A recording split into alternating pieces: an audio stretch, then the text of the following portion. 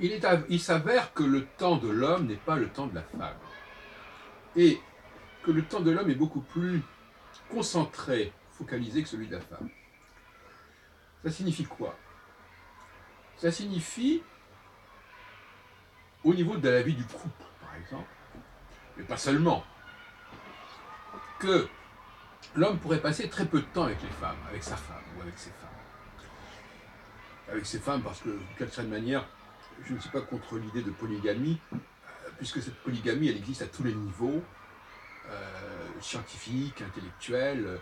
Il est toujours évident qu'il y a un élément qui vient féconder un ensemble d'éléments.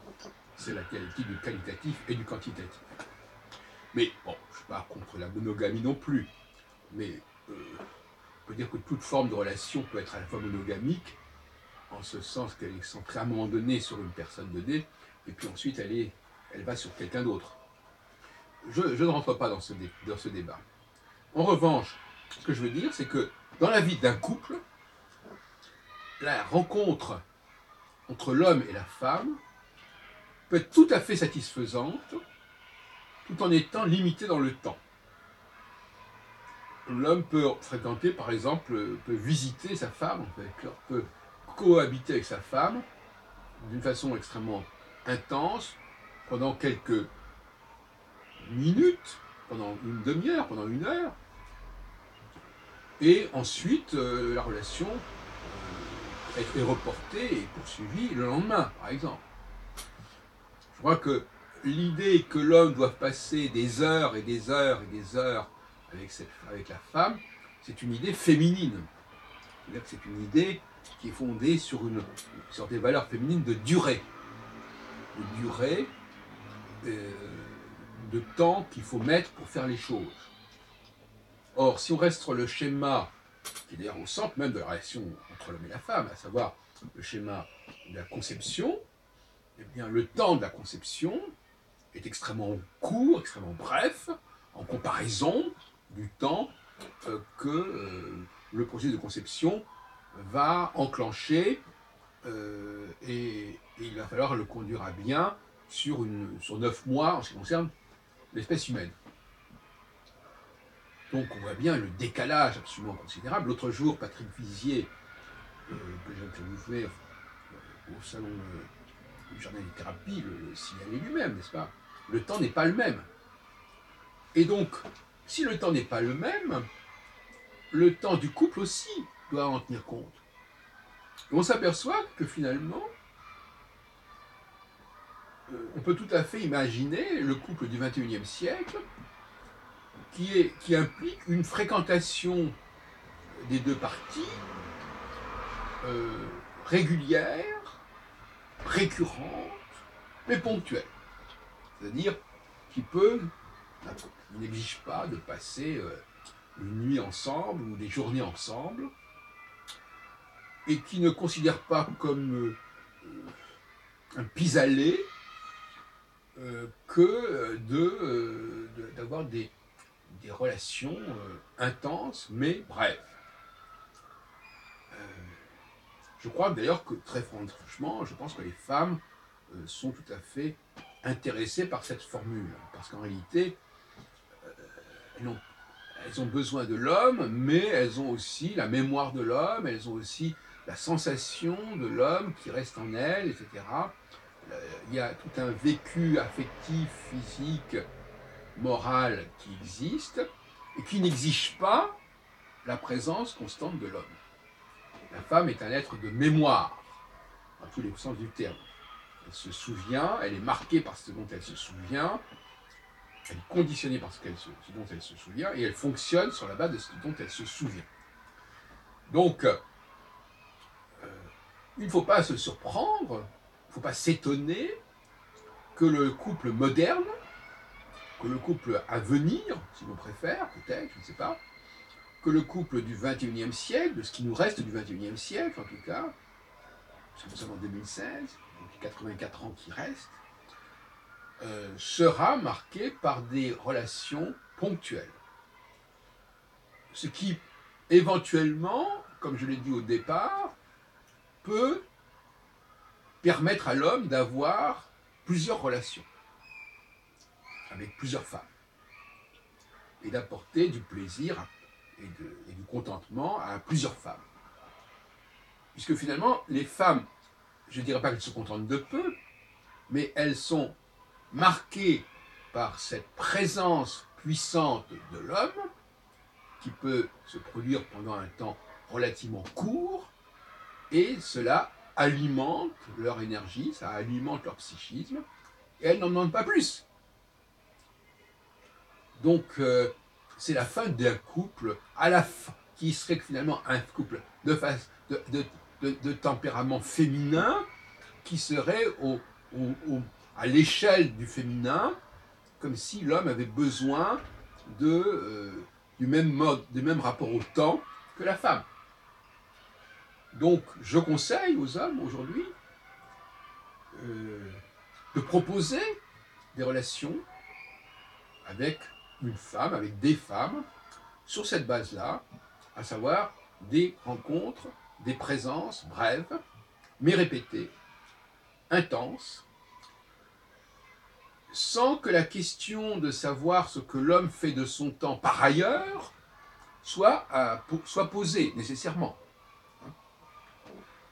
L'homme est présent, s'il est présent de façon puissante, intense, la femme n'a pas à faire de revendications autres que celle-là, qui ne serait qu'abusive, en fait, qui serait qu'abusive. Voilà, donc c'est cette idée-là qui me paraît essentielle. Et puis, je voudrais terminer sur un autre volant, à savoir que les femmes sont fascinées par les hommes, certes, mais elles sont également fascinées par les machines. Et pour comprendre le mode de fonctionnement des femmes actuellement, ou si on préfère leur mode de discours, il faut combiner les deux.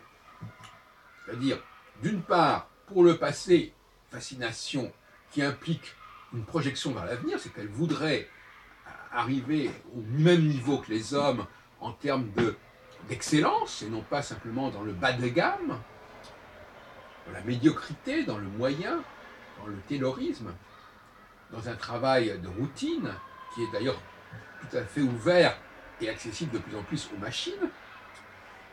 Mais elles ont également une fascination pour les machines, qu'on peut améliorer, qu'on peut transformer, qu'on peut faire évoluer.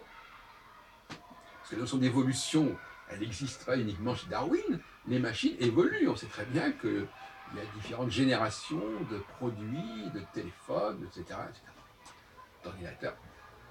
Et elle considère, à tort ou à raison, probablement à tort, à mon avis, de ce point de vue-là, pas totalement non plus, elle considère qu'elles ont le droit de revendiquer un progrès technique les concernant.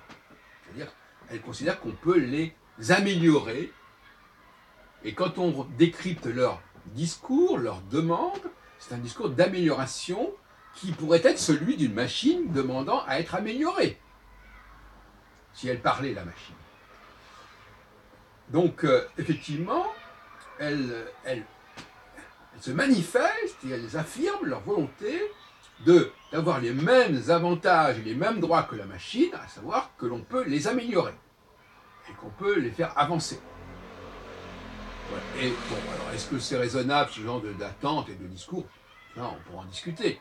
On pourrait imaginer effectivement des êtres bioniques, à moitié machine, à moitié humain. Oui, si c'est cela que la femme envisage dans sa tête, pourquoi pas? Il faudrait se poser la question. Mais encore une fois, je reviens là-dessus, les femmes peuvent-elles parler elles-mêmes de ces problématiques-là, ou bien faut-il une forme de distance qui fait qu'on peut voir le phénomène, appréhender le phénomène dans sa globalité et dans ses grandes lignes quand on est à l'extérieur du phénomène. C'est le fameux problème de l'objectivation. On ne peut pas être un objet pour soi-même quelque part. On ne peut avoir comme objet d'étude que ce qui est en dehors de soi-même. Objet d'étude et aussi objectif. Alors avec tous les problèmes que pose ce regard vers l'extérieur, peut-être, mais néanmoins, pour moi, épistémologiquement, le regard extérieur, c'est le regard vers l'objet, c'est le regard objectif. Le regard intérieur, c'est le regard du sujet, c'est le regard subjectif. Et par conséquent, les sciences de l'homme doivent trouver leur épistémologie, leur rigueur dans ce champ de ce regard extérieur, qui aujourd'hui est souvent bafoué, parce que l'on va revendiquer, moi j'entends souvent ça, il n'y a que nous qui pouvons parler de nous-mêmes, nous les femmes, sommes seuls habilités à parler des femmes, nous les Français, nous sommes seuls habilités à parler des Français, nous les Juifs, nous sommes seuls habilités à parler des Juifs. Or je suis totalement contre cela. Bien entendu, il est vrai, et j'emploie l'expression du sculpteur, il est vrai qu'à partir de ce matériau grossier qu'est le regard extérieur, on va pouvoir structurer, on va pouvoir sculpter, on va pouvoir ciseler cette représentation. Et on va pouvoir notamment individuer. Mais de la même façon que le sculpteur ne peut pas se passer de ce matériau premier, primordial, au niveau de la perception des faits sociaux, des faits psychologiques, il est important qu'il y ait ce regard extérieur, quitte ensuite à le retravailler.